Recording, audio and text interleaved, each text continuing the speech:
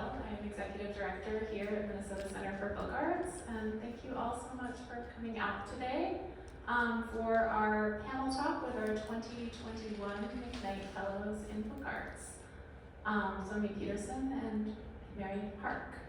They will be in conversation with Mary Savig, who is the Lloyd Herman Curator of Craft at the Renwick Gallery of the Smithsonian Museum of American Art. And I know I'm not alone in finding it to be such a pleasure and a privilege to be able to be in person together. So thank you all for being here. For those of you who have been involved with MCBA for some time, welcome back.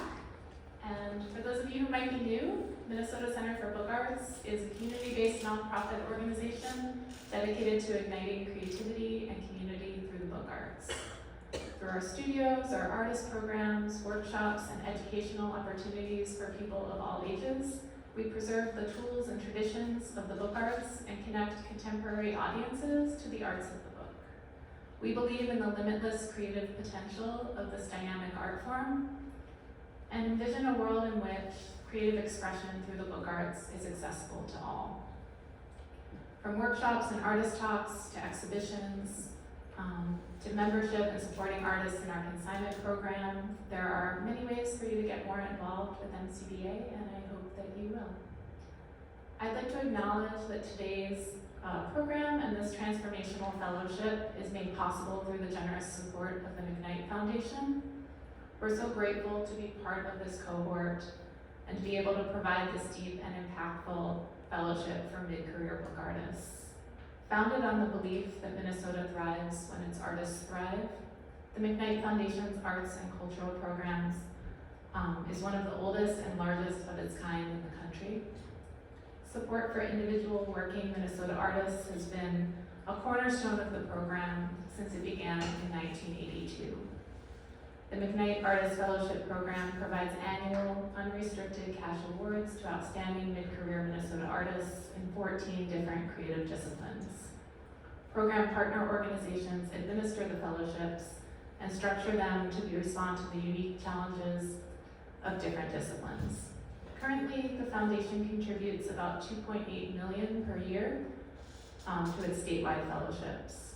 Like the McKnight Foundation, MCBA believes that working artists activate our communities and deepen the dimension and quality of our lives and our communities. We're honored to be a partner in this work. Support for MCBA's programs are also provided by the voters of Minnesota through a Minnesota State Arts Board operating grant, thanks to a legislative appropriation from the Arts and Cultural Heritage Fund, as well as individual supporters and members of MCBA. If you enjoy today's program, please consider becoming a member or making a donation to support our work so that we can continue to provide enriching arts programs for artists and enthusiasts of all ages and backgrounds. And now it is my immense pleasure to introduce Annika Schneider, Director of Exhibitions and Artist Programs, who oversees MCBA's McKnight Fellowship Program, and will introduce our speakers. Please join me in welcoming Annika.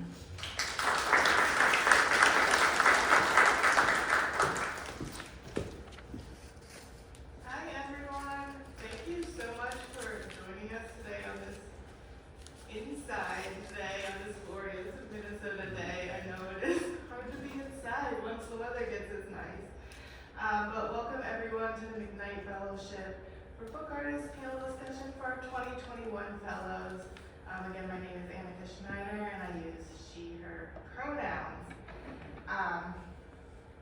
For today's programming, we are so fortunate to learn more about our 2021 Fellows work, Mary Hark and Sonja Peterson, and have guest curator Mary Savig join us from DC. And it has been such a pleasure to see just how immensely productive and how much work both of our 2021 fellows have made during the course of their fellowship. It's just been amazing to see what they've been able to do with the support within their practice. So I would first like to introduce Mary Hark. Mary Hark is a proprietor of Hark Handmade Paper Studio, located in the Frogtown neighborhood of St. Paul for more than 20 years. She produces limited editions of flax and linen handmade papers and collaboration with book designers and artists, as well as unique paper artworks that have been exhibited internationally. Hark leads an initiative in Kumasi, Ghana, building the first hand paper mill in West Africa, capable of producing high-quality papers using local botanicals and textile waste. An artist committed to sustainable practice and community, Mary has collaborated with her neighbors to produce public artworks that are installed locally. Mary Hark's work can be found in the collections of the Metropolitan Museum of Art, the Brooklyn Museum, the Smithsonian Museum of African Art, the McKnight Book Artist Collection in Johannesburg, South Africa, and in many university special collections. Hark is regularly invited to teach workshops and lecture on paper making at art centers nationally and is a professor in the Design Studies Department at the University of Wisconsin-Madison. I'd like to now introduce Sonja Peterson. Sonja Peterson received her BFA from the Minneapolis College of Art and Design and her MFA from the University of Minnesota.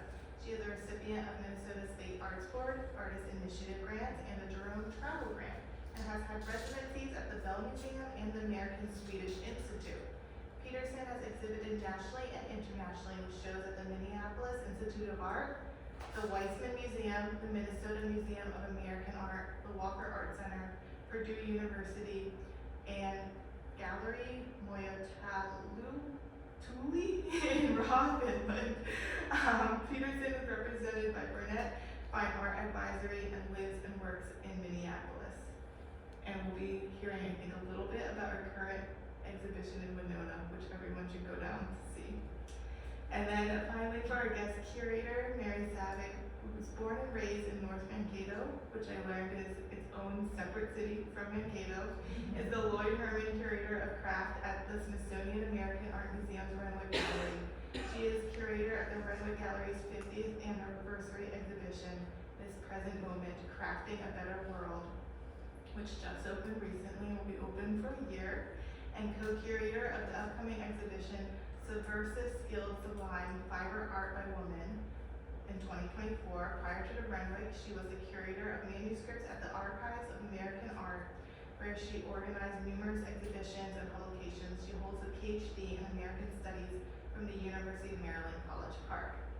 So for today, first Mary Hark will present her work, followed by the panel portion and moderated questions from the audience. Then Sonja Peterson will present her work, followed by a panel portion and the moderated questions from the audience. After the panel talk, please join us for a community reception with light refreshments directly outside of the Target Performance Hall in the Literary Commons. So without further ado, Mary will be sharing some of her work.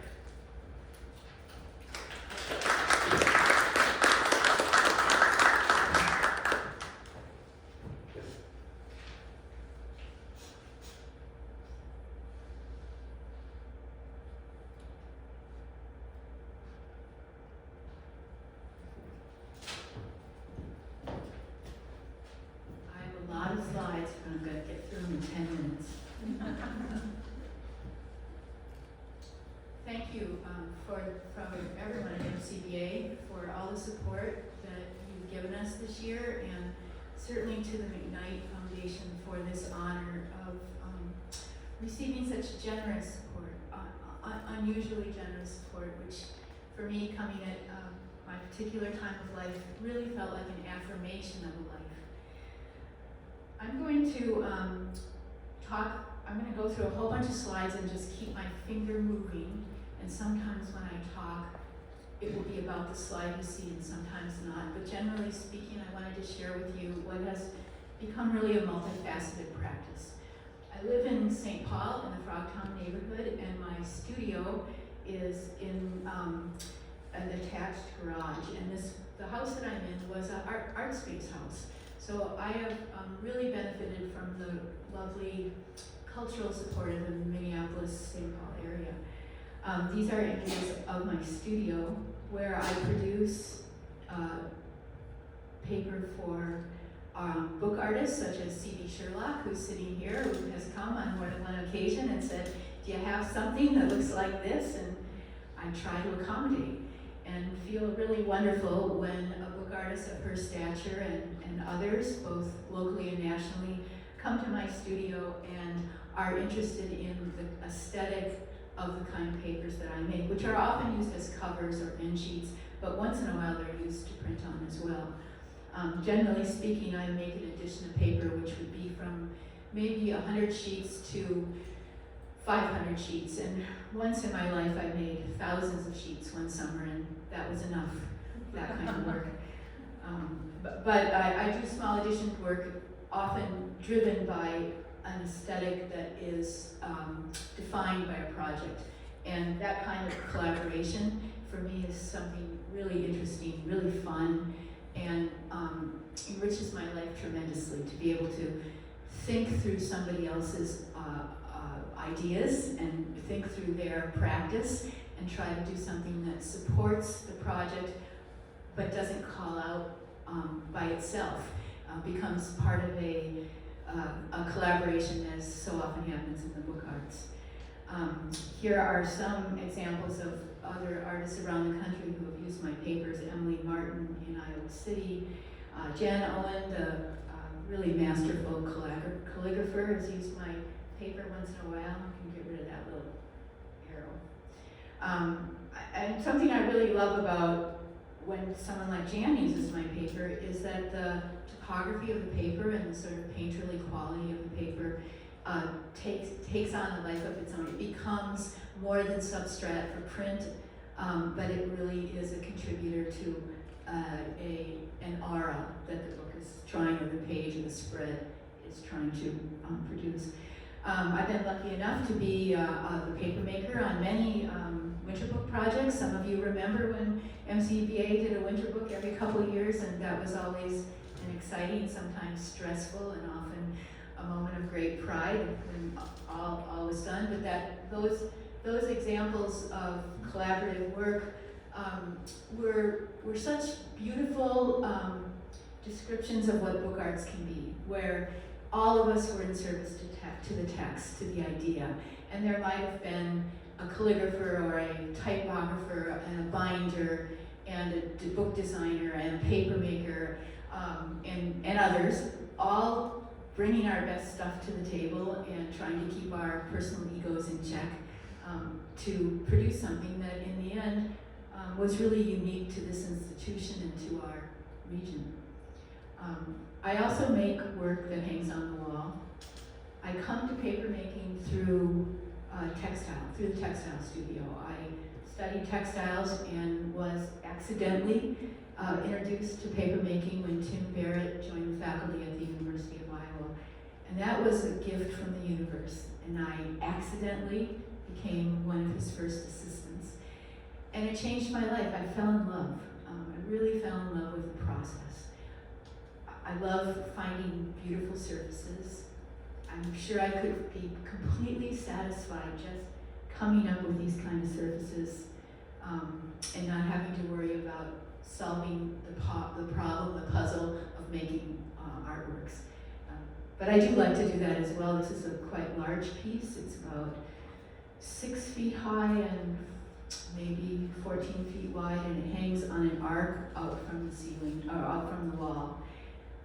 Some of the works are quite large and curtain-like, and I think that these pieces are definitely influenced by my background in textiles and my life in a house with a family, where there are curtains and dish rags and bedding and laundry and all that kind of stuff. These pieces that I'm about to show you are from an ongoing series called Driftless Reveries. They're about maybe 28 inches wide. And I make the trip from Madison to St. Paul sometimes once a week, twice a week, sometimes a couple times a month. I think of my home as St. Paul, but I have a really good job, a job I value in Madison at a great university. And these pieces are a response to that drive, which is about an hour too long. However, a beautiful drive that I usually take at night or in the late afternoon as the light is changing, and have watched closely as the seasons changed and thought about the particular organization of the landscape here in the Midwest and perhaps the particular architecture. My home in Frogtown is situated right across from St. Agnes, for those of you that know the neighborhood. And it's always been an immigrant neighborhood, and in the last, 30, 40 years, it's been home to many new immigrants from, from Southeast Asia, from Mexico, from Somalia, and I've been lucky enough to be able to have some of those friends and neighbors come to my studio, and I'm going to show you this picture. This is really from more years ago than I'd like to admit, but these little kids came to my studio, these and about maybe 7 or 8 others. They were my immediate neighbors, and we were charged with making a work that would go in our local library in the children's room. And the kids came every Sunday afternoon at 1 o'clock, and they were waiting by the door at 1. And they learned to run that studio. They were little, but they were mighty, and they were committed. We made large sheets of very thin, strong paper that we then wrapped around kite forms that were produced by the neighbor on the other side of my house, Setu Jones. Many of you know him. And we used the kite form. A kite is such a universal idea, and it's something understood by children. And the kids decorated the sheets with pulp painting, and then I wrapped the sheets that they made around the kite forms that Setu produced, and it's hanging in the library, which is 4 blocks from the house and where these kids went all the time to check out books. Well, that little kid that you saw, the tallest kid in the last picture, he was about 8 years old when he started coming to my studio, and he kept coming all the time. Tony Santoyo, this is him 2 years ago. We had another commission from the library, and Tony really took the lead. Tony finished a BFA at the University of Minnesota and is currently a core fellow at Penland. And I don't have any good pictures of the installation, I'm really sorry to say, but we covered about 200 or 300 book forms that sit on a shelf that go around the library, where the children's work is. But you can see that the aesthetic is, it's a different aesthetic than mine, because it really is, Tony's from a new immigrant family from Mexico, and he was able to bring in kids from his community to come and work in the studio and help to create these really vibrant patterns that hopefully help the people that use our library feel at home. I've also worked with my neighbor Setu Jones on a big project. He got a grant. He's very interested in food security, and he provided a table for 2,000 friends and neighbors to sit down, eat together, local food, and asked me to be on the project, and originally asking me if I would make the paper plates, which I said no. But I would make how about placemats? And we were able to, through the funding that he secured, hire a team, a very diverse team in terms of ethnicity and culture and age and just about every starting point you could imagine. I had 6 people on my team, and they became masterful paper makers. We made 2,400 sheets of paper. We took our work on the road all over Frogtown. We were able to use, we built some portable equipment, and we were able to use some portable equipment that existed in the world, and set up on street corners all over Frogtown, where very busy people who are new immigrants are walking back and forth from the bus, and we're able to stop and make a piece of paper and learn a little bit about the process. And it was fun, and it was a lot of work, and 2,400 sheets is no joke. And we set the table for 2,000 people. The food was delivered by dancers. It was choreographed. Setu was a masterful visionary for this project, and I'm eternally grateful for being able to work on it. And all of us that worked on it or sat down at the table were transformed by that experience. And I don't think I mentioned that the paper was all made from bio-waste in the alleys and yards and gardens of Frogtown, so our alleys never looked so good. My project in Ghana started with a Fulbright, and during that time I was really there looking at the textiles, and I had a year as a research scholar, and I did a lot of work studying with traditional makers, And at a certain point, I went to the university and said I'd really like to work with grad students. I was looking for my peers, university-trained artists, and was able to teach a workshop on papermaking, a 6-week workshop to the third-year printmakers, and also a graduate seminar on contemporary art where I learned more than I gave, I'm sure. And we used, it's a botanical garden, it's a rainforest, and so you make paper from cellulose fiber, and cellulose is in all plants, and a rainforest has a tremendous amount of cellulose. So we started putting together the local materials that were growing on campus, and we had 60 students. We divided up into teams. We were trying to get a paper that you could really use as an art student, that you could print on, or that you could use for sculptural purposes. And we found some really beautiful papers, but they lacked the integrity needed to really be useful as an art material. But I had brought some kozo fiber, which is a mulberry fiber from, I had ordered it. It came from Asia to Minneapolis, and I put it in one of my research boxes and shipped it to Kumasi. And when I brought that kozo to our workshop, and we started adding it to the local botanicals, and it exponentially improved the quality of the sheet.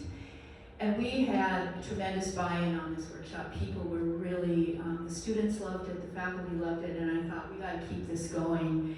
And so I went to the local equivalent of the DNR and asked if they had a plant that had some of the qualities of kozo. And they showed me these posters, devastating impacts of pulp mulberry. In the 60s, in the late 60s, it had come, somebody had brought 14 plants to explore the idea of papermaking, and the project got lost in the mix for political and also weather reasons. It was now the most insidious non-indigenous plant in the western, in the Ashanti region, and now it's in 6 regions all over the country. And that year I also joined a big research university and was able to find the funding to build a project in which we could explore really bringing making high quality handmade papers for the art students, but also thinking about what it might be long run. So it was my choice not to try to start with a NGO, not to try to be a helper, but to use this material with my colleagues in Ghana to create an art project of the highest caliber and see where that brought us. So I was able to work with Atakwame, who recently passed away in the last year, but a very important painter and at that time he had the only intaglio press in Ghana. This was 2007. And his partner in life and in studio work, Pamela Clarkson. And we decided, with the permission, with the blessing of a national living treasure named Konimo, a musician, to use his work and his life as the content for an artist's book. So I'm going to kind of whip through these slides to give an idea, but we worked for several summers, 2 summers and a winter. The papers that Pamela and Ata actually printed their work on were made in Madison. They were 100% linen, but all the other papers were made from the local botanicals. And in the end, we produced 50 books, and they're really in important collections all over the world. And that's me printing. I'm not really a printer, but thanks to the McKnight, I am relearning. I was mentored at this point by Jan Pullman, and many of you in this room know and respect Jan's work. So these are, I'm not going to talk too much about this book, but just to give you an idea that it's part of my history in the book arts. And since that time in Ghana, I've spent, I've really trying to promote the craft, working with indigenous, that's my granddaughter. She knows the word Ghana. Working with subsistence farmers and training people to identify and partially process the raw material, working with design students all over the country, and generally trying to promote the craft. I'm gonna quickly here, and also working with an idea of designed objects as a way of generating money to keep the project going without having constant grant writing. So these pieces were done by a group of masterful metalworkers using pattern that was lifted from local textile production, and it was a true collaboration, which I think is really hard to do. Collaboration is used, the word is used easily, but it's not always used. I often wonder how, it's often a project that's led by someone, but in this case, I would have the idea and say, well, here's what I'm thinking about, and I would give it to these guys, and I'm telling you these were masterful makers. And the success of these final products would not be there without really the design eye and the skill of the metal workers that I worked with. So these are done in iron and then covered with handmade paper, with the idea of there's money in places like Ghana, it's just not well distributed, and big hotels and big personal residences are being populated with things that are made in China and look like old Europe. And our idea was to do something really beautiful and well done, but with an aesthetic that was local. So that project is ongoing, and I'm showing you here my graduate student who just finished the MFA from, he was my assistant for 3 years in Ghana on the project and then came to Madison, and now he's truly a masterful sheet former, paper maker, and his name is Henry Obang, and you can find his work on the web, some of our other projects. Paper bags, we hope, will be a cash cow. And I'm working with this young designer who is German Ghanaian to produce a manual on how to make paper in Ghana for people that might be illiterate. So he has made these wonderful drawings of the entire process and all the tools, and this will be used for training. It will also include text in Twi, the local language, and in English. Another project that from a few years ago, working with a weaver and fiber artist to think about reintroducing locally grown flax for paper and textile work. We were able to get money from the state of Wisconsin to have organic farmers grow 3 different kinds of flax fiber. And I was the paper maker on the job. And my colleague, Andrea Mickelbust, here we are in Nova Scotia, which has the only small-scale flax producing machinery. And some of the results of that work, and this is the portfolio of our papers from our locally grown flax. I'm currently working with a horticulturalist in Wisconsin on locally grown hemp. And these are some of our first papers. And I keep on making sheets, and I made a lot of sheets during COVID. It was nice not going into the office. Here's the studio at night. Examples of paper, and some of the last works that I've done with the support of the McKnight. These wall works are about 28 inches square. It's from a series called Reconsidered. I'm 65 years old, and I have a big pile of offcuts from 30 years of making, and I'm interested in thinking about those surfaces and combining them in ways that both acknowledge my history, but might also help me to think about how to move forward. Really specifically, the grant has helped me to improve my skills as a bookmaker, a box maker. I went out to Portland and studied with Rory Sparks. I have her name and studio coming up here, but I also studied with Monica Edwards Larson from Sister Black Press, and she helped me to be reintroduced to the press and produce the first broadside of what I hope will be a series of 5 or 6 that will accompany the book project. I want to back up here for a minute, see if I do that correctly, and acknowledge Christine DeMars, who's here in the room. Christine is a fine designer and understands type and organization, and has been helping me with this project and really bringing her expertise to setting up the type. So my idea is to create a small library. This library will contain 5 books. This is the first book, and the book is focused on color. I think that I am producing papers that have a unique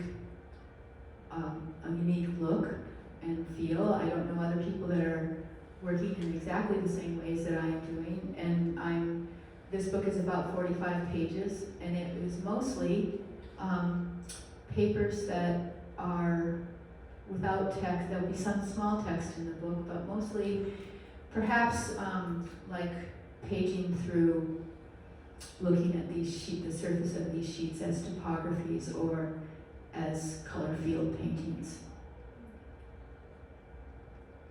The box I wanted to mention was the person who helped me up my skill with boxes is Rory Sparks from Produce Studios in Portland, Oregon, and I was able to study with her during January. I'm getting better, but straight lines are really hard for me.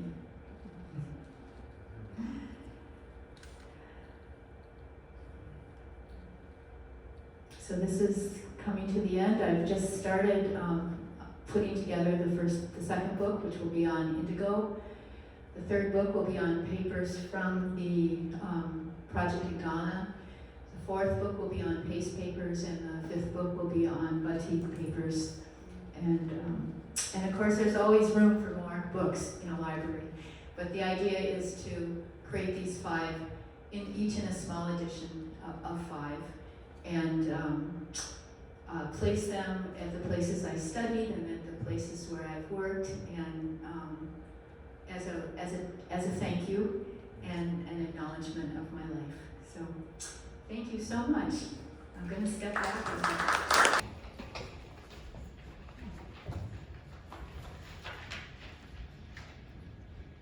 So sorry, who it is? Okay. Hi Mary, I'm Mary. Hi, Mary. I just wanted to thank the Minnesota Center for Book Arts, especially Annika and Elisa, for inviting me out. I could not have been more welcomed in Minnesota, and it's just been a really wonderful few days being able to spend time with these wonderful artists. I just wanted to start a conversation off a little bit today by way of craft. It's something that Mary and I talked about quite a bit. I'm the curator of craft, so I actually don't come to this with a background in book arts or even paper making. I come from a more interdisciplinary perspective, and craft to me has been an interesting word to discuss with Mary, because I think it's always been a really sturdy and generative word, and also a very underrated concept. And as the curator of craft, something I think about a lot is the inherent materiality of art and processes of art. So I imagine I share this sentiment with many of you in the audience, but I just love process, I love workflows, and I love these really iterative, intentional movements that eventually mark transformation, which is evidenced so beautifully in Mary's work and also Sonja's work. So there are many expressions of craft in the United States. So I come to you all, especially Mary, as a student of paper making, because it's not something that the Renwick, my museum, collects in depth. So in the past few days, I've really learned so much about book arts and paper making, and I wish I lived in Minnesota so I could take some of the classes here. There's also Pyramid Atlantic in the suburbs of DC that I can also take classes at, but I would love to be here. So just to be transparent about my own process, I just wanted to share what we'll be talking about a little bit. So I had the opportunity to visit the artist studios, and that's where I really wanted to start. Was the studio environments for artists are really significant to people like me who study art, because this is where we can really gain insight into their practice. And especially in this time of COVID, I don't want to take these studio visits for granted. And so in our goal today, I really wanted to focus on the studio itself and to learn more about how Mary forms her ideas and how she creates her artworks. So some of my questions will be the same for the two artists, but you'll see they have very different practices. So this is a fun part of having one person lead these conversations. So just beginning with Mary, walking into your studio really felt for me like walking into an archive, which is where I spent 12 years of my career. And there are these you saw some of the pictures, these beautiful stacks of paper that fill the tables, and they look like sculptures.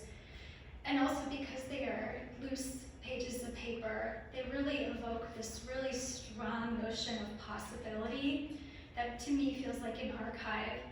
What will be found among these stacks? Every single page is different. And in contrast to a library, an archive is so deeply personal. It's really intimate. These are these raw documents that document and describe a life. And so, and I think by extension, Mary's artistic practice is deeply personal in this way. So I just wanted to start with the personal with you, like dig in. You talked about this a little bit in your talk, but can you just elaborate more on how you found your way to paper? Well, it really was a gift from the universe. I was studying textiles in the University of Iowa, at Iowa City, when Tim Barrett came to start the Iowa Center for the Book, or to start the papermaking program. And I was on a scholarship, and I looked for work, and I saw that he was looking for an assistant. And I was in his very first class, along with people like Janet Pullman, Jocelyn Chatavert, Bridget O'Malley, a bunch of us that were there from the beginning. I had no idea what papermaking was, and but I had been in this 2-year master's program and really learning a lot of processes along the lines there. So learning how to silk screen and how to weave and how to print and dye, yards of fabric. And Tim was the consummate craftsman, and he would say make 50 sheets, and he would hold 50 sheets of paper up to inspect, and he stood up unabashedly and said, "I'm a craftsman, and this is what it means to me." And back then, in the early 80s, you didn't hear the word craft in art school. It was kind of a dirty word, It was people were more interested in conceptual issues. But for me, it resonated. I loved it. And Tim was a consummate craftsman, so if we did 50 sheets and he looked at 50 sheets, he probably picked out 10 that were pretty good, and then a whole bunch that were passable, and then some that he would say, these should go, these should be repoked. You don't keep these. But I loved those. And I would collect them from all my friends, too, that were in the class, and bring them across the river and up the hill to the studio, to the paper studio, or to the textile studio, where I put them in the indigo vat, wrap them around a PVC pipe, and integrate them into a weaving. So I think that I really benefited from naivete, from being in the right place at the right time. And when I finished that program, I went to the Art Institute in Chicago. And the Art Institute in Chicago is very conceptually based, the fiber and material studies. And so to have this partnership, or this foundation, which included one of the master craftsmen of my lifetime, certainly in the area that I work, Tim Barrett, be coupled with some of the best thinkers in fiber and material studies. Powerhouse thinkers. That was quite a foundation that I didn't seek, but that I responded to when it was offered. And I love that combination of how we talked about this during the studio visit, how your textile background deeply informs how you make paper. And I just wanted to maybe follow that thread a little bit more, and how it does inform your choices about material and paint and absorption. Could you just talk a little bit about what these are made out of and how you make them? Well, these are flax and abaca, and those are fibers that are really strong when they're wet. So I make a sheet, and all the color and all the texture, much of the texture comes after the sheet is made. I think you're right, absorbed color, that's a thing in textiles. And it's just a value that you learn and you appreciate, and I think it's just part of my palette. So I'm using a fiber that can get wet, and you can really muck around with it when it's after it's been made. And then I'm bringing to it that sort of expansive experimental approach that fiber and material studies, particularly when you add that material studies phrase on, it's just part of the way people think and part of the way we've been educated. Yeah. More conceptually, we talked about this, and I just wanted the audience to hear you talk about it. What does paper carry for you beyond the actual pigments? Well, paper is ubiquitous, right? It's ordinary. Everybody knows it. In a way, it's like a textile. People understand a piece of cloth because we've been wrapped in it since we were babies. And I think paper has traditionally been understood as substrate, as something that will carry an important idea, but in and of itself might not be an important idea in our culture. Now, I think that might be different in places like Japan. I love the idea that I can do 100 sheets of paper and approach, try to make them this yellow or that green or whatever. And it's an addition, but they're also individual paintings. Everyone is different, and a good portion of them are pretty nice to look at. And and they're nothing but potential.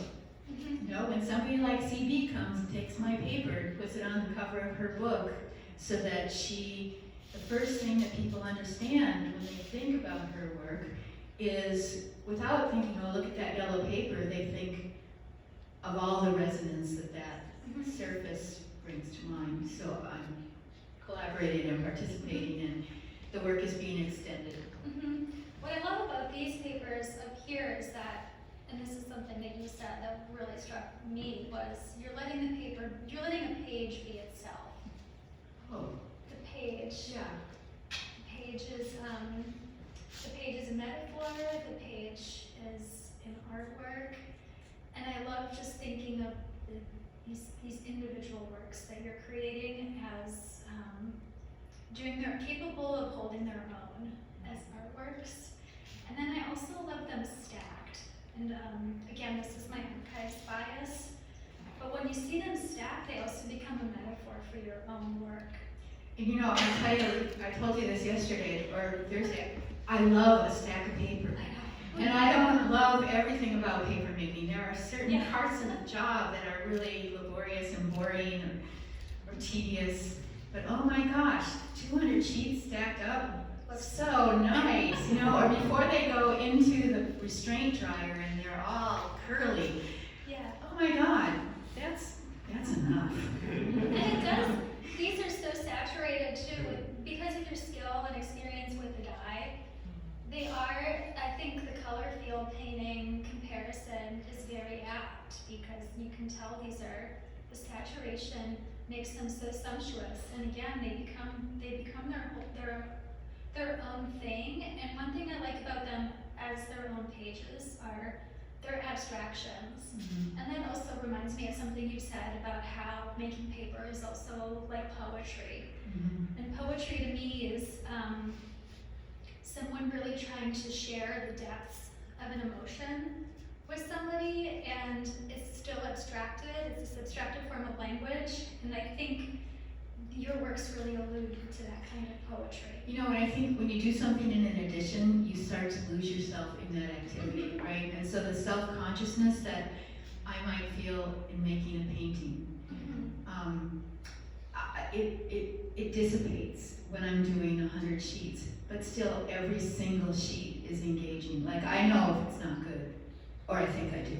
Okay, so can you tell me, how do you know if it's not good? Because Oh no, I are these can't all tell of you the that. are these all of the good ones? No, these are the top of the pile that I put out for guests when you came to visit. What are you looking for? What are the nuances to you? Well, it depends. Like with the indigo, I really love to get as deep a color as I can get. And while there's this incredible range that's possible with indigo, with the light blues going toward, I really love, well, to hint at that, but to go from navy blue to like violet, all within the blues, or almost black, but not quite. It's still blue, like it's metal. It's almost like metal, right? I would never tire of it. Well, I just feel like we have a very bright light on us, and this is still absorbing it. Yeah. It's probably shining off of me, but the way that this is, well, the thing about indigo, it's still so dark. The thing about indigo too is that you're participating in something that it's universal, right? So if you're laying in the backyard looking up at the sky in Frogtown or in Nagasaki or in Kumasi or any number of other places, you're looking at that blue sky. And I think also it's water. I think it resonates as something universally valued. That everybody, it's rare to find someone that doesn't like indigo. So in a way, it's a cheat. Yeah, it's also a mood. It is the night sky, and there's a moodiness and almost like an anguish to indigo. I feel because of the depth of it. So these all do. Are you thinking about emotions as you choose colors? No, no. If I was, it would be really. I couldn't work that way. No. But I do think about like the word sexy. I want the sheets to be sexy. I want them to be like gorgeous, but not particularly pretty. I'm interested in that seductive, and I'm interested in something that resonates use or history. Like that, it feels like it's really had an experience. Earthy. Yeah. They are an index of labor, and I think that gives them. Yeah, this is true, and this is true in craft. This idea of labor is so critical. So one thing that I also just wanted to hear more about was, so we have these stacks of pages, and then you showed me the book that you were making as part of this fellowship.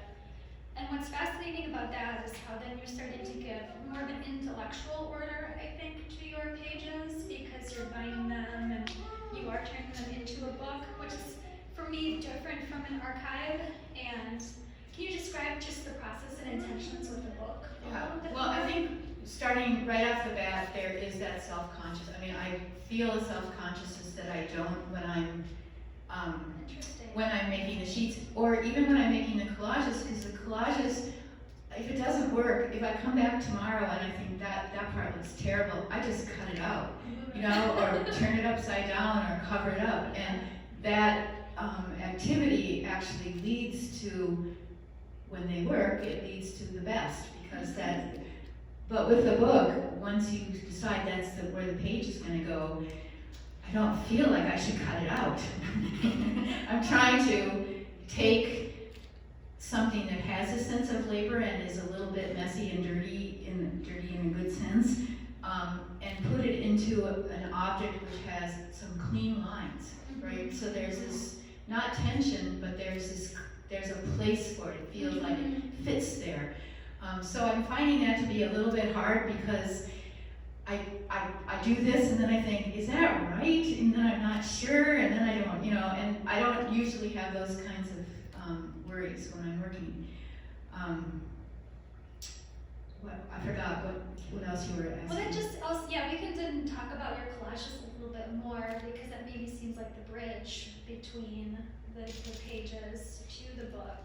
But yeah, what I loved about the collages is talking about this. Is it like a rhythm you get into when you start moving them around, sort of an opening up of your mind and body together? Well, I usually start out with some idea, or there might be some boundaries, like it's going to be this big, even if it might not be that big in the end, or it's going to be this shape, even if it isn't that shape in the end. But I start out with reasons that are formal. Mm-hmm. And I think for me that commitment to formal decision making is usually a foundation when I work. and the formal leads to the conceptual, or they support each other, but many artists start with a conceptual reason for making decisions, and I think that my starting point is generally formal, but it hopefully doesn't stay there, right? So I have some fun, just, putting things the way I think they look good, and then really it's a weird little corner of the universe that I feel like it's only mine. And the curator from the Smithsonian can come into my studio and I still wouldn't care if I didn't think it looked right. Whereas with the books, I have yet to find that kind of freedom. But That with is the true, collages, because when yeah. I was in your studio, the only thing that you pointed out that had been done wrong was not wrong, but that you were not satisfied with was the binding. It wasn't straight, But guys. everything else, you really were an open book about Yeah. just how wonderful it all looked. And so yeah, the books, I didn't notice the binding, by the way. I thought the Well, you stitching- get better, hopefully. Yeah, You have to- I thought the stitching looked beautiful. Yeah. And I was really just entranced by, again, how you had taken these raw edges that were beautifully stacked and then sort of given them a different kind of energy in the book, and how it was the same pages, but it turned to something different. And then with the collages, it is something that's even more free, and also says a little bit something else about your biography that you were talking about that is more drawing on a domestic experience, which makes sense because your studio is attached to your house, so. But even if it wasn't, and it hasn't always been, I mean, I think the mess of life, the wonderful mess of life, the full catastrophe, as someone said once. Especially in COVID. Yeah, it's well, no, like I have these slides of when my kids who are grown-ups, but they were little, and I would just get up and photograph, and this is the bedroom, and this is what the living room looks like now, and this is the laundry. Oh my God, and but it's also the emotional mess of life and the idea of fixing things, mending. There's the physical mending of material objects that you live with in your domestic life, but there's also the way you are constantly learning and fixing mistakes that happen in your emotional life or in your relationships or in your professional life. This idea that a life is always a work in progress, and it's always experience being accrued is what's beautiful. If you didn't have it, it would just be like a commercial or a Hallmark card or something, right? And I think that awareness permeates the aesthetic values that drive my work. And it really, it does speak to centering the idea of craft as something that is iterative, and it is always in formation. And relaying that to your everyday life is also something that I think so many craftspeople think about, as far as something that I always think about for craft is often people think of it as like an immediate use, like you have a utensil, you have a quilt, something that's functional. But craft is so much more than that, and how it functions in our everyday lives. It helps us see the world differently. It can help us see natural resources differently. It can help us see each other differently, and I think that's really powerful, especially right now.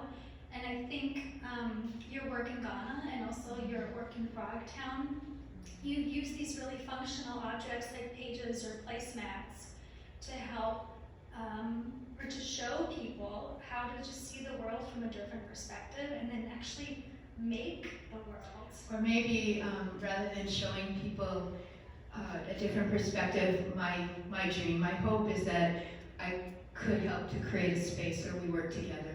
Yeah, there's And, the making. Yeah.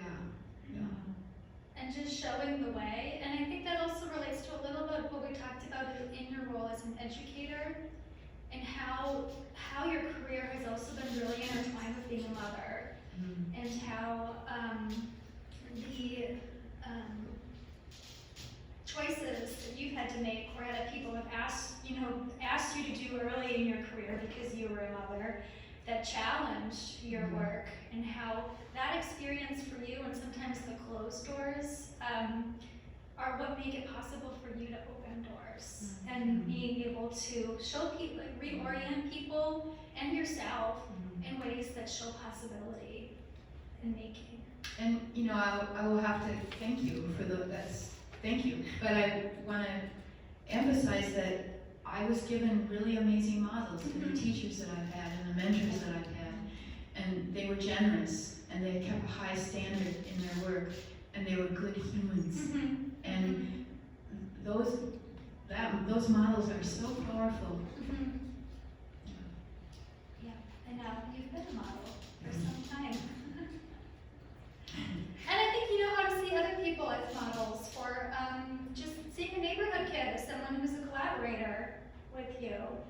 And that also comes from being a mother, because when you have to parent someone, they're your collaborator, and you're trying to get them to make the world. And their beds. And their beds. And sometimes they're cereal. That would be helpful every morning. So, But I think also, like, the place I live, it was a gift. And Tony lived across the alley, and, you know, it wasn't just me helping him. He came over, and he stayed over, and, you know, and so, and yes, I'm an educator, and I have this studio, but look what he did. I know, and being a Penland core resident is a very high honor in the field of craft. Yeah. Yeah. So you're just getting started, and so are some of your students. We have to wrap it up because Annika's given me the signal, but she's going to direct some questions towards Mary.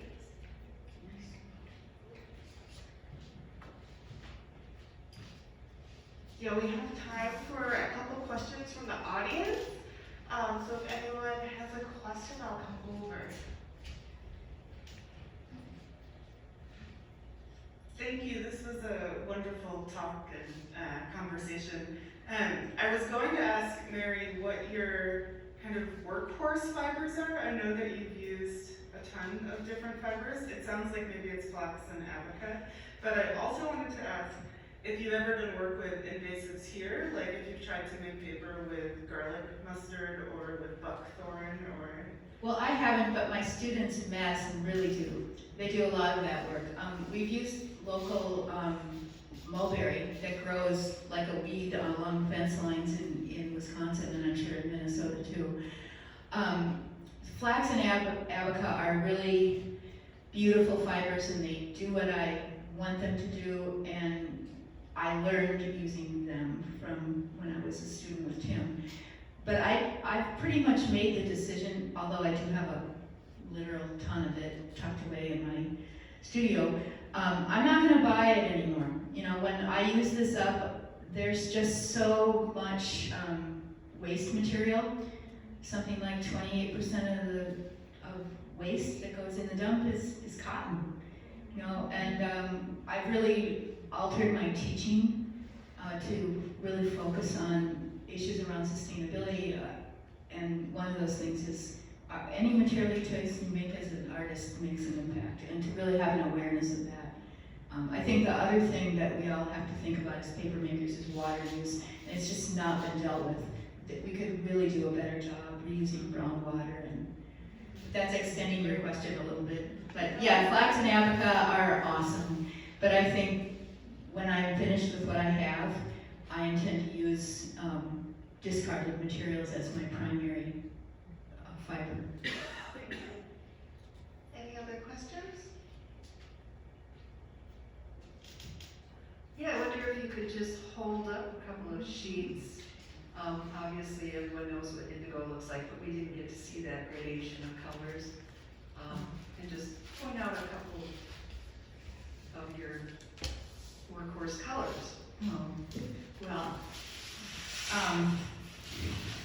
let's see, try to find a really sexy sheet. Did you call them workhorse colors? Well, I love that. I don't know if you can see it. So the sheet is initially painted with a raw pigment after it's made, and then it's patinaed with maybe 3 or 4 passes through a walnut dye.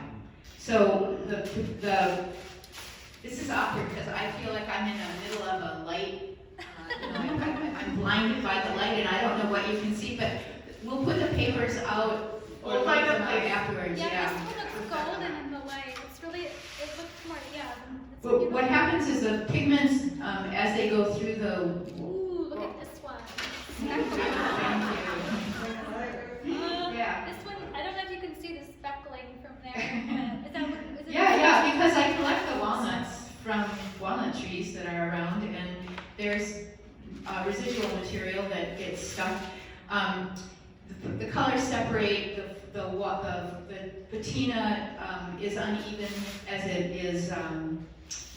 it drops. I can't get on a clothesline, and then finally the whole thing is gelatin-sized and re-flattened. And so it's after it's been made and dried, it's gotten wet again another 3 or 4 or 5 times. And that causes any kind of, something in the formation of the sheet that isn't very perfect. It will exaggerate that. So I'll get those kinds of ripples, which aren't very good. Isn't a good way to make friends with printers. But as a cover or as an end sheet or as part of the material for a painterly use, that I love that, and I love that it's really part of the process, and I'm unashamed that at this advanced age I still have a long way to go to be a really, if Tim held up 50 of my sheets, I wonder how many he would say would be okay today. I would say all 50. Well, And when they're in the book, and you open them up this way, it looks like a book of landscape paintings, or I was also thinking later of like the Book of Hours, like really meditative, spiritual books, because they have such depth to them. So yeah, I hope when the book project is done, will it be exhibited here? I don't know, maybe. I hope you all have the chance to check those out, because just seeing it bound in a different context changes it too, and that's when you really see the landscapes. And then I think it comes full circle when you see it in your collages, and then hearing about you talk about that drive from Minnesota to Madison, which I did, because I went to the University of Wisconsin, so I did that all the time too. And yeah, you can see the variations of landscape and the way on the plains or the very flat landscape, how you see so much of the atmosphere and so much weather from really far away or up close. And the way land is organized. Oh, I know, yeah, especially in that area, because it has that glacial history. Right. And I can see that in the work with the different textures. And I think that you go from something that is really abstract and poetic to something that's still poetic, that does start to resemble these landscape formations. That I'm glad you saw it's that. great to see that across the spectrum of your studio. Thank you. Mary, I think we can find a place in the literary commons so that people can get a better view of the paper. What's that? I think we can find a table out in We'll literary find a commons. table out there, yeah. Thank you. Thank you, Mary. Thank you, everybody.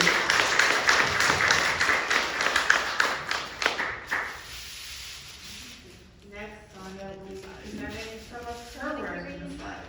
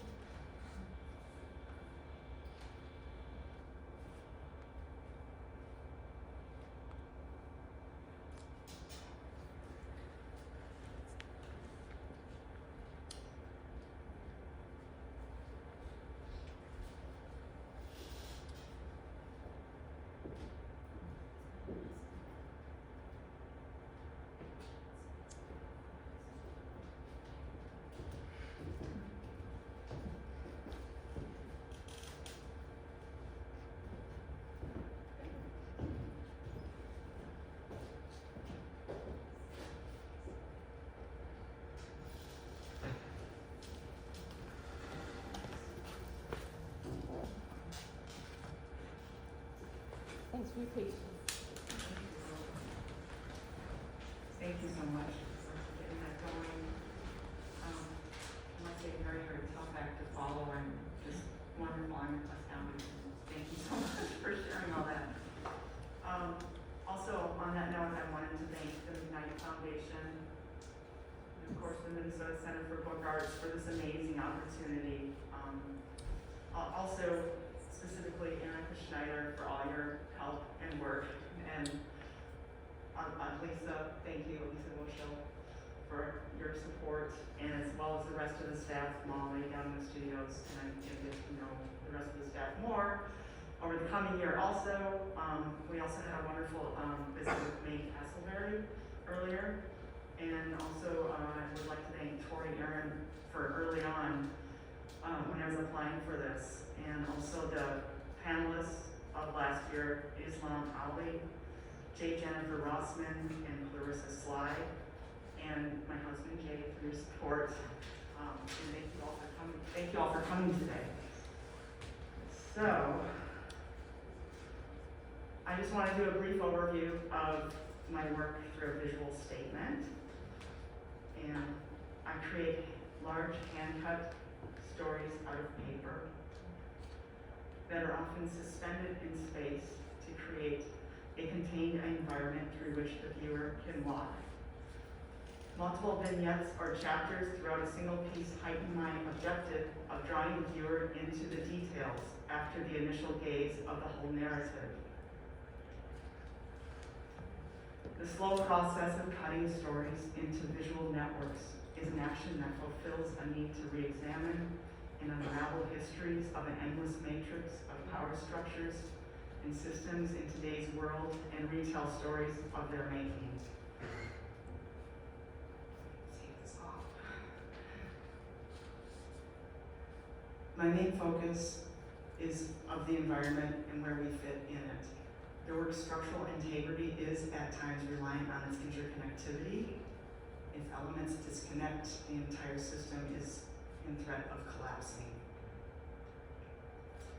Past work has playfully addressed food systems and their power structures, making use of historical references, such as the potatoes introduction to France, bookended by two large potatoes atop of them, a giant Marie Antoinette and King Louis wigs.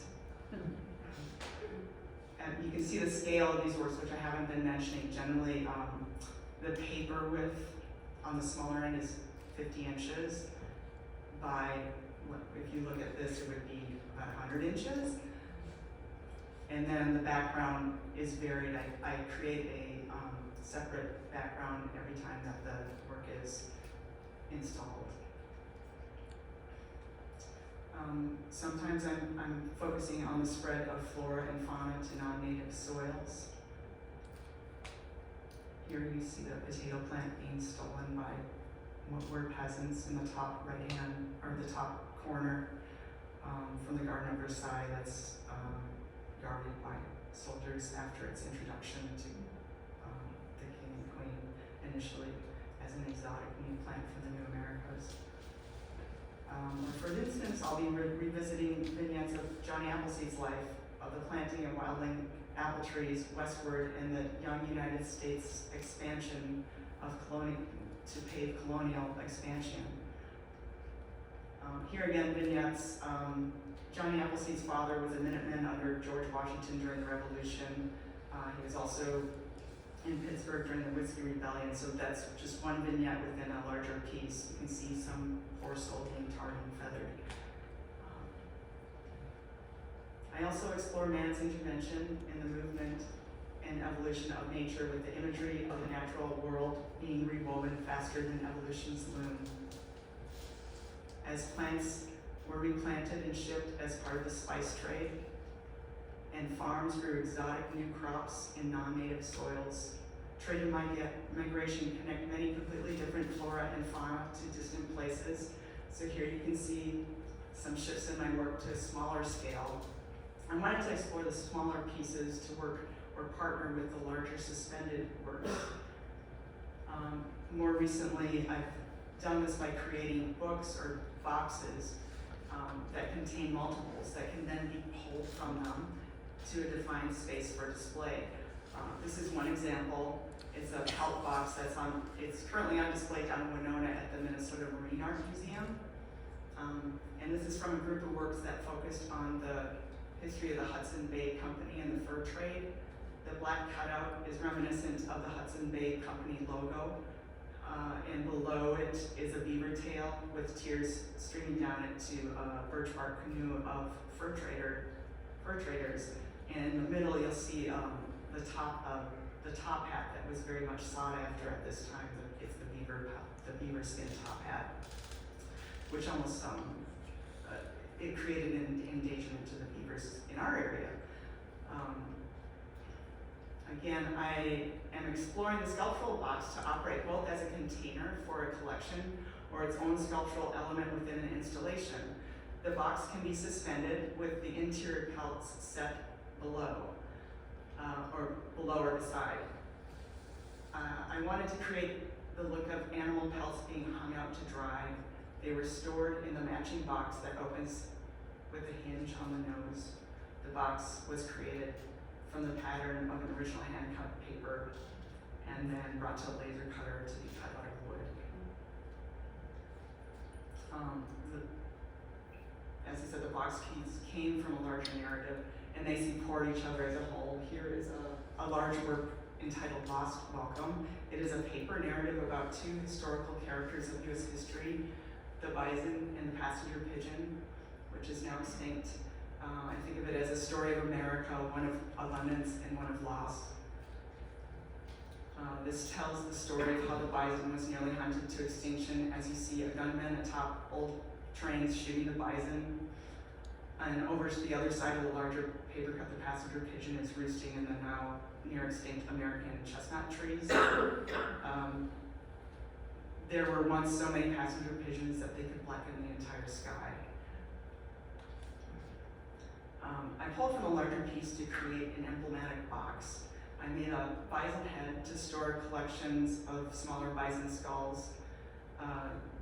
It opens up and invites you to take them out. As you can see, I'm referencing this old and astounding photo from 1892 of bison skulls being weighted to be processed for glue. More recently, a new book series called Inferno Seeks Shelter, with a different set of animals running above and below ground. This accordion book has a second layer of vellum folded behind the paper with a fabric bookboard cover.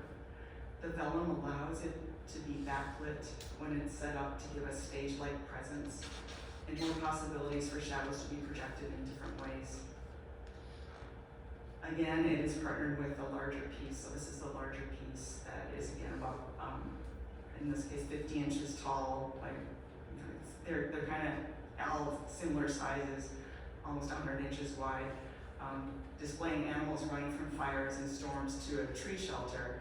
And then on the opposite side is an interior of a cabin where someone is sitting on their couch watching the TV news of the fire that's taking place outside.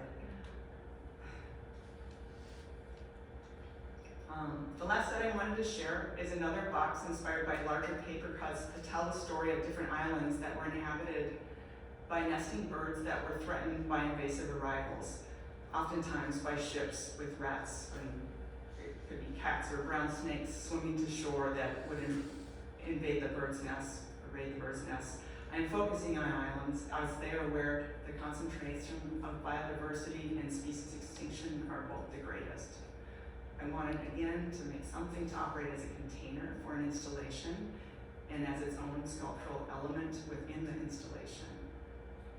I was not happy with the first attempt. It was a box, although it did have the names of the islands along all the edge of it.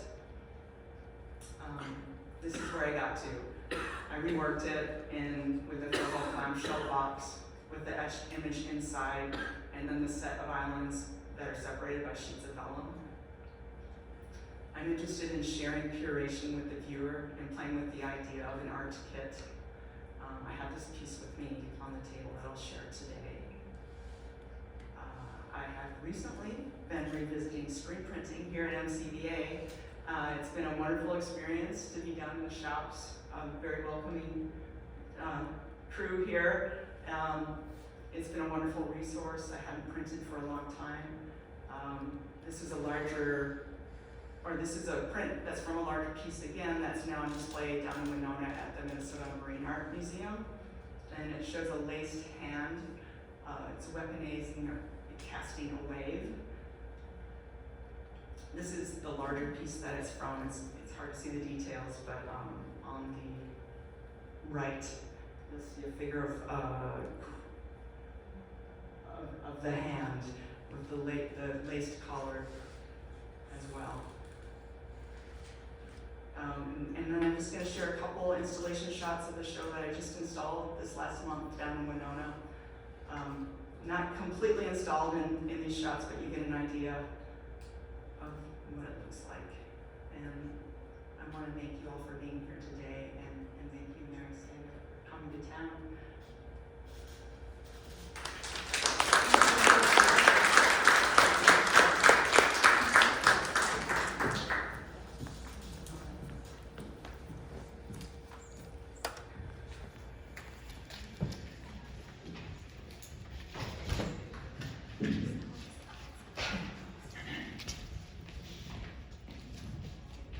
Has anyone seen the show in Winona? Oh, I'm so jealous. So, hi, Sonja. Hi, welcome back to the stage. So walking into Sonja's studio is really a wonderful experience. It is like stepping into a storybook, because as you've seen, her work conjures a really magical feeling. They're very large scale, so it's as if you're walking into the pages, and they really invite you to linger in these really exquisite details. And they are like storybooks from my childhood because they have this, we were describing it as a twist, very Scandinavian, I think, when you are introduced to a beautiful story and then you look in the details and it gets a little bit darker and darker and darker, and there's all of a sudden this warning or a message for all of us to hear. And really also when you're looking at the works, I think the power is in the clarity of her process. Crafted artwork shows its work, and it tells you something about how it was made and from what. And you can really see the presence of her labor in these works. You can tell that she has had to slice every single line, and that as someone who I've worked with textiles, and so I had like these sympathy pains in my wrist just looking at one of her works. Like, does your hand get tired? Yes. So we'll talk a little bit about her process, but you can really feel the presence of the artist in these works, and just the simplicity of the lines that create these really elaborate stories. So just to get started again, how did you find your way to paper? I found my way to paper. I had a studio it was a rundown lower duplex, and I'd been drawing on the walls these giant life-size drawings, and I couldn't seem to resolve them, and I then wanted to make it so that I could take them with me and started working on paper. Still couldn't resolve them, so I started cutting the paper part so to be able to move them around. And I guess at that point I just started cutting more and more, and it seems that I've come back full circle now because I'm cutting from one sheet of paper, but that's how it started. Mm-hmm. I think too, I had a craft background with my mother and her upbringing, and that she was a folk artist, and so we did a lot of different crafts at home as a kid. Mm-hmm. Yeah. And you mentioned that hers is rose mulling mostly? Yeah, rose mulling and dollar mulling. Oh, okay, yeah. Yeah, we did things like Ukrainian eggs. Oh, yeah. When did you start incorporating narratives into your works?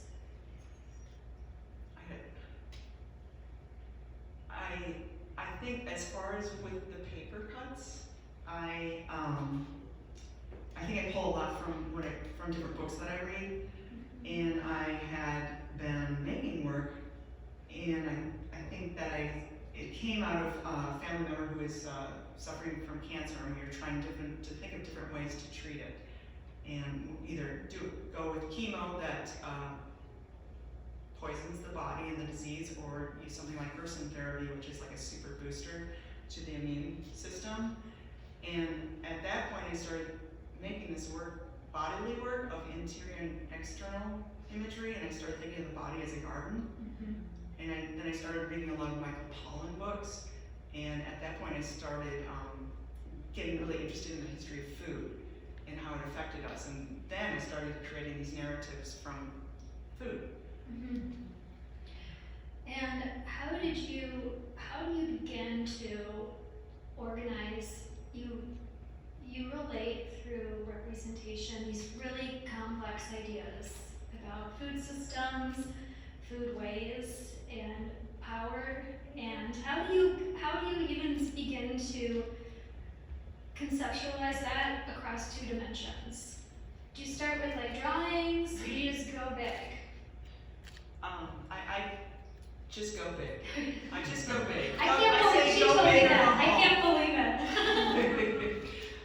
Generally, I'll work with the large paper pin on the wall, and I'll start sketching, and I'll find 2 or 3 larger compositional markers, I guess, of a larger drawing, and I'll sketch those in.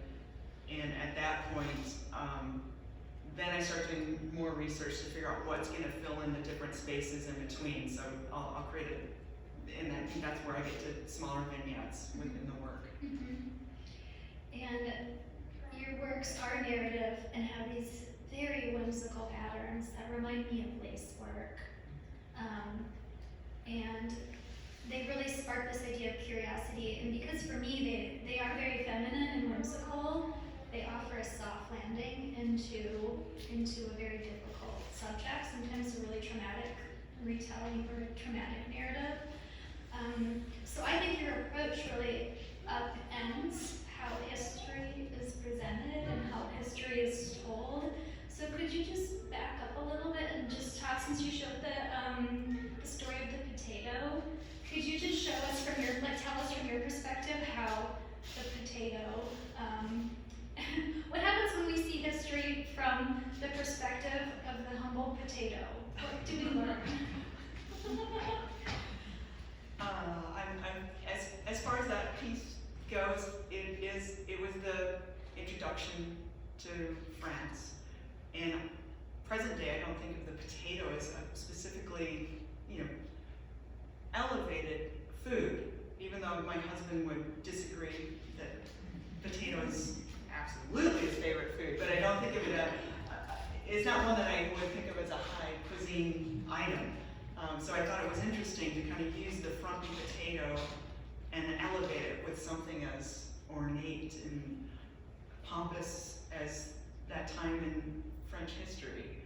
And so why isn't a potato more elevated? Why am I not seeing that? I know, and it goes back to this thing we were talking about earlier about use and how the potato has fed millions of people. It is able to keep people from going hungry, and when there are potato famines, it affects so much migration across the world, and it is so humble. And yet when it was at Versailles, they needed guards, and then the peasants took it anyway, and now it is kind of seen as a peasant food. I think when you think about how maybe its history in Ireland has always been seen as a peasant food. So yeah, when you start with this perspective of the humble potato, I think it helps us rethink how we're going to tell narratives that aren't necessarily from these positions of power. And instead, we should talk about these humble beings in our everyday life. And your work does that across pretty much in every story that you're telling. Yeah, thank you.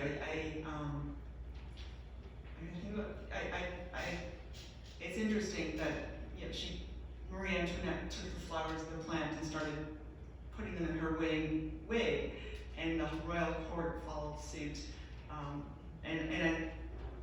I love to read more about it and learn more about it, and hopefully ignite people's imagination that they'll go back and reconsider and dig deeper.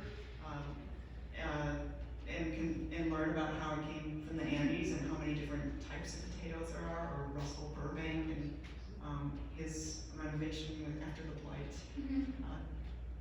There's just so many tentacles, I guess, of the history. Tentacles is really, I mean, one thing that I like about, when I was in your studio, that I felt so strongly was your depiction of wholeness.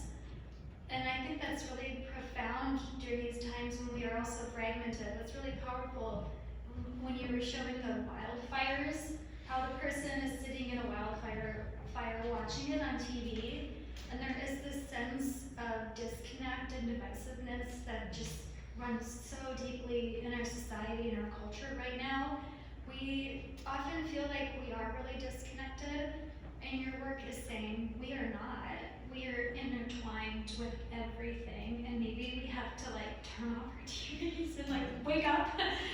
And I would like you then to think about that work and also talk more about how we do need to get off of our islands. And so your island work was really, could you talk a little bit more about that and Rat Island and just setting up these islands so we can see how everything really is interconnected and you can use your hands and build it yourself.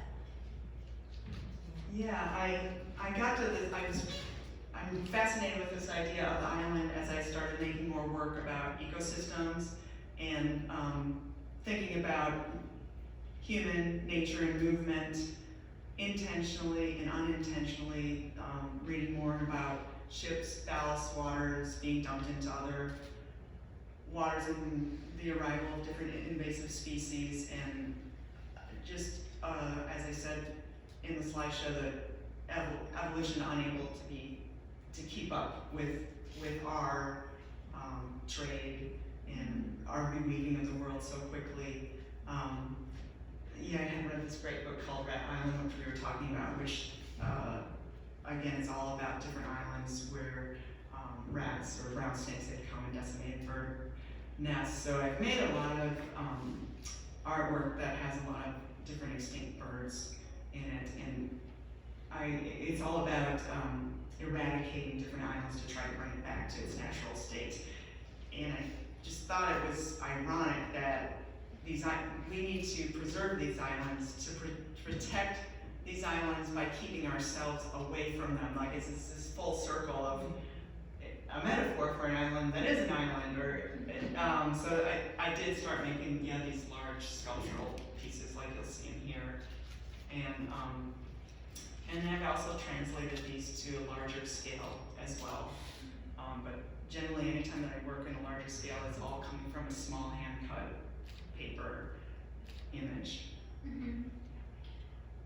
Just looking at this work reminds me to think more about how you're representing time, how hard time is, how hard it is to make time in work, and thinking about how long it took for some of these species to evolve together and how quickly it can change them, and how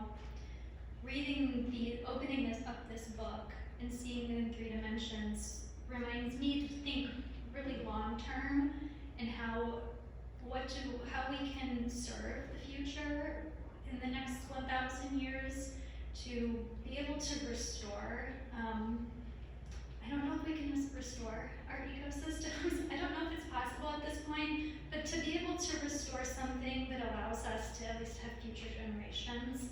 And your work manifests that in really beautiful ways. And that I think when you look closely at the work, you really start seeing all the vulnerable pieces of the work. You start seeing the chestnuts and the endangered and extinct animals and the bison skulls. And for me, that is setting up a new, again, coming from a more humble perspective, setting up a new way forward for learning about it. So I think you mentioned that your intent is to help people explore that on their own, and after that become to just learn what's going on here and then what role we can play in hopefully mending it. Yeah, I think I'm trying to trap them. Yeah, and try to. You're weaving your web. Yes, I'm thinking. And seeing it from far away will pull people in, and then come in and spend time, have that time that you can stop and take in the details and pause. Mhm. And I think do you have a list of the books that you are your sources? Because I do think you should start at the book club. The books that she's talking about are fascinating. Sonja's book club. Maybe we could do that. I think that would be a great thing to put in an exhibition, And you invite could go people the to whole add show. to it. Yeah. And just That's true. Yeah, because once you start talking to Sonja about books, you start talking about other books, and it's a great conversation about books. yeah, I recommend 1491, 1491. 1493. Great books. Yeah. So a lot of the work that you've had so far has been building on previous knowledge about environmental change and food histories. Can you talk a little bit about your future project that might be imagining different stories? I think what we've been kind of talking about is I want to keep pushing this idea of making it an installation in a sense that has the larger and the smaller pieces. I would like to explore more historical journals and logs, some of which I've been pulling up at the Anderson Library at the University of Minnesota. But what my next book project would be create a fictitious either log or journal of someone who is on a journey, and just the different things that either they come across that are of old, or perhaps it's envisioning what we will be seeing in the future. So we'll see what happens with that. And what I like about that is history has always been written in a way that is, it's by the people who have the power to write the history. And this future project will uncover stories that weren't told, or help us imagine stories that were not put on paper for a lot of reasons, because their story wasn't seen as important, because they were not Marie Antoinette. So this imagining of stories, I think, is really exciting to see where that goes into a new book. Thank you. My hope, is by having such a dark or difficult subject matter, I'm okay with making things that are, I think, I don't know if I'd say beautiful, but ornate or intricate or inviting in that respect. I think it's a way that I can approach some dark subjects. We were talking about that a little bit. How do you feel when your work, I mean, I do think of lace work, and I do think of feminine handicrafts. How do you feel about those connections to your work, if I make them? Does it bother you? No, it does not. As I said, my mother was a folk artist too, and I've been asked that a lot. How do you feel about being labeled a paper cutter? And I guess for me, I don't feel a big difference between art with the capital A and craft. I think of them as being intertwined. Yeah. Absolutely. And your work does remind me of this quote, and we talked about this. Mary Shapiro is a feminist collage artist, and she worked a lot with paper doilies in her work. And it was very marginalized at its time by the wider art world, because it embraced the feminine and it embraced domestic storytelling. And someone asked her in an interview, how does it feel to have your work be called sentimental? Which I don't think your work reads as sentimental. But they asked Mary Shapiro that question, and she answered, I love sentimental because it's related to sentience, and that's thinking. And if you feel something, you're thinking. And I think that is also how your work operates. You want to see this beauty, and then you can feel it. I really think you feel a lot when you see your stories, and you feel the story, and then you think about it. And then maybe we'll go read the books, or make your own work that is kind of exploring these trajectories. Thank you. It's interesting because when I was in school, things like beauty were I know. a bad word. Beauty Very and bad. craft. So I'm okay with throwing it against. You know what, they're good, they're hot again. And I think especially during the pandemic when so many people returned to hand making to make masks or to make sourdough starters, who knows, maybe we'll start putting potato flowers in our hair. Let's bring it back. I love that. I'm full support from your own garden. So I also asked this of Mary, but I'm just wondering, like, what do you see, like, what does paper carry for you? That's an interesting question, especially after seeing Mary's work, which is so, I don't even know that I have words for it, because it's so beautiful, and so I used to say that paper is such an accessible material, but it isn't in all parts of the world, but I think that it is more accessible than a lot of art materials out there, and I do, so I love that part of it, but it also has such fragility to it, yet can take on such a large presence. So it has, and then by its ability to project a shadow, there's an immaterial quality to it as well that adds another layer. I find it flexible to work with in that it can be reshaped or cut so easily. So I also still struggle with how do you keep it preserved, those are certainly, and those are questions that I ask in that this is the material that I've worked with for years. And I struggle with that, like, should I keep doing this or not? Because, you know, one bad drop or what, it's gonna damage it, so, but I keep going back to it, so. Well, thank you for mentioning light, because that is the medium that you're working with as you're putting together your works, and light creates the mood for a lot of the works, both in your books. You have actual lights that backlight it, and then in the installations, lights hit it and create shadows. Was light something that you had to slowly integrate into it, or was that easier? I think that was easier. I've also etched glass as well and used shadows from that. But say with these islands, I really enjoyed playing with the light, and sometimes they're how they reflect the opposite plane of which you're seeing.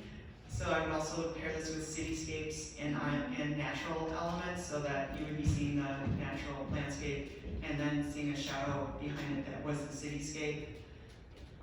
And also this notion of time with light when it's producing a shadow throughout the day, and to revisit that shadow and see the projection change.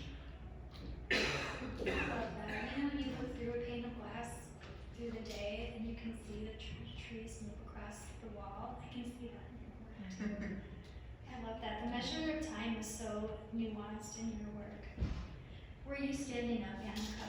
Were you giving me my signal? Yeah. Okay, I just wanted to thank you both for coming up, and I think the lesson I learned from this is that paper contains so much meaning that each of us can put into it on a very personal level, and I hope we can take that with us this afternoon and hopefully learn from each other too.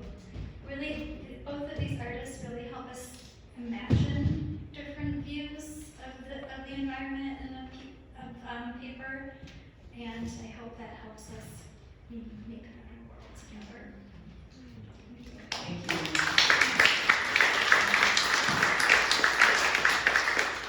We do have time if anyone has a couple questions. Anyone have a question?